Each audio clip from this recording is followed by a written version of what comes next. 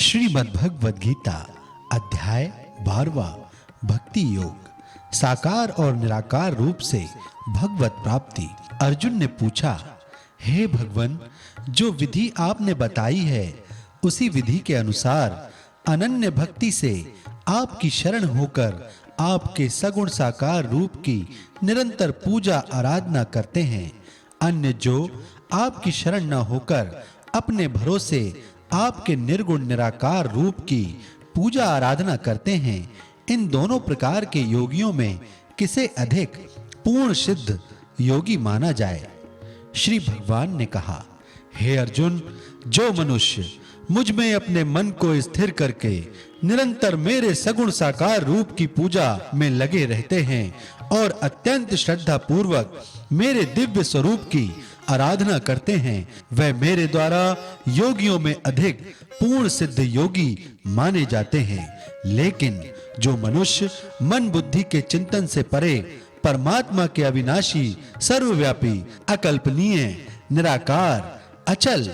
स्थित स्वरूप की उपासना करते हैं, वह मनुष्य भी अपनी सभी इंद्रियों को वश में करके सभी परिस्थितियों में समान भाव से और सभी प्राणियों के हित में लगे रहकर मुझे ही प्राप्त होते हैं। अव्यक्त निराकार स्वरूप के प्रति आसक्त मन वाले मनुष्यों को परमात्मा की प्राप्ति अत्यधिक कष्टपूर्ण होती है, क्योंकि जब तक शरीर द्वारा कर्तापन का भाव रहता है तब तक अव्यक्त परमात्मा की प्राप्ति दुखप्रद होती है। परंतु हे अर्जुन, जो मनुष्य अपने सभी कर्मों को मुझे अर्पित करके मेरी शरण होकर अनन्य भाव से भक्ति योग में स्थित होकर निरंतर मेरा चिंतन करते हुए मेरी आराधना करते हैं, मुझ में स्थिर मन वाले उन मनुष्यों का मैं जन्म मृत्यु रूपी संसार सागर से अति शीघ्र ही उद्धार करने वाला होता हूँ। हे अर्जुन, तू अपने मन को मुझ में ही स्थिर कर और मुझ में ही अपनी बुद्धि को लगा। इस प्रकार तू निश्चित रूप से मुझ में ही सदैव निवास करेगा, इसमें किसी प्रकार का संदेह नहीं है। हे अर्जुन, यदि तू अपने मन को मुझ में स्थिर नहीं कर सकता है तो भक्ति योग के अभ्यास द्वारा मुझे प्राप्त करने की इच्छा उत्पन्न कर। यदि तू भक्ति योग का अभ्यास भी नहीं कर सकता है तो केवल मेरे लिए कर्म करने का प्रयत्न कर। इस प्रकार तू मेरे लिए कर्मों को करता हुआ मेरी प्राप्ति रूपी परम सिद्धि को ही प्राप्त करेगा।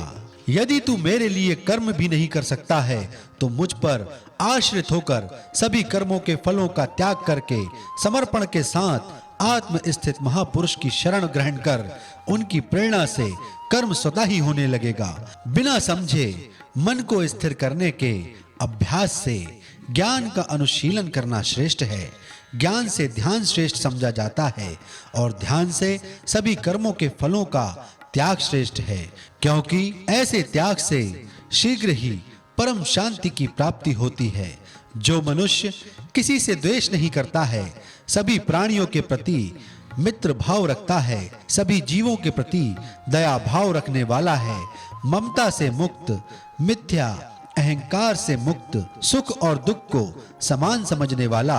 और सभी के अपराधों को क्षमा करने वाला है, जो मनुष्य निरंतर भक्ति भाव में स्थिर रहकर सदैव प्रसन्न रहता है, दृढ़ निश्चय के साथ मन सहित इंद्रियों को वश में किए रहता है और मन एवं बुद्धि को मुझे अर्पित किए हुए रहता है, ऐसा भक्त मुझे प्रिय होता है। जो मनुष्य ना तो किसी के मन को विचलित करता है और ना ही अन्य किसी के द्वारा विचलित होता है, जो हर्ष संताप और भय चिंताओं से मुक्त है, ऐसा भक्त भी मुझे प्रिय होता है। जो मनुष्य किसी भी प्रकार की इच्छा नहीं करता है, जो शुद्ध मन से मेरी आराधना में स्थित है, जो सभी कष्टों के प्रति उदासीन रहता है और जो सभी कर्मों को मुझे अर्पण करता है, ऐसा भक्त मुझे प्रिय होता है। जो मनुष्य ना तो कभी हर्षित होता है, ना ही कभी शोक करता है, ना ही कभी पछताता है और ना ही कोई कामना करता है, जो शुभ और अशुभ सभी कर्म फलों को मुझे अर्पित करता है, ऐसी भक्ति में स्थित भक्त मुझे प्रिय होता है। जो मनुष्य शत्रु और मित्र में, मान तथा अपमान में समान भाव में स्थित रहता है, जो सर्दी और गर्मी में सुख तथा दुख आदि द्वंद्वों में भी समान भाव में स्थित रहता है और जो दूषित संगति से मुक्त रहता है, जो निंदा और स्तुति को समान समझता है, जिसकी मन सहित सभी इंद्रियां शांत हैं, जो हर प्रकार की परिस्थिति में सदैव संतुष्ट रहता है और जिसे अपने निवास स्थान में कोई आसक्ति नहीं होती है, ऐसा स्थिर बुद्धि के साथ भक्ति में स्थित मनुष्य मुझे प्रिय होता है। परंतु जो मनुष्य इस धर्म रूपी अमृत का ठीक उसी प्रकार से पालन करते हैं जैसा मेरे द्वारा कहा गया है और जो पूर्ण श्रद्धा के साथ मेरी शरण ग्रहण किए रहते हैं, ऐसी भक्ति में स्थित भक्त मुझको अत्यधिक प्रिय होता है। इस प्रकार उपनिषद ब्रह्म विद्या तथा योग शास्त्र रूप श्रीमद् भगवत गीता के श्री कृष्ण अर्जुन संवाद में भक्ति योग नाम का 12वां अध्याय संपूर्ण हुआ। जय श्री कृष्ण।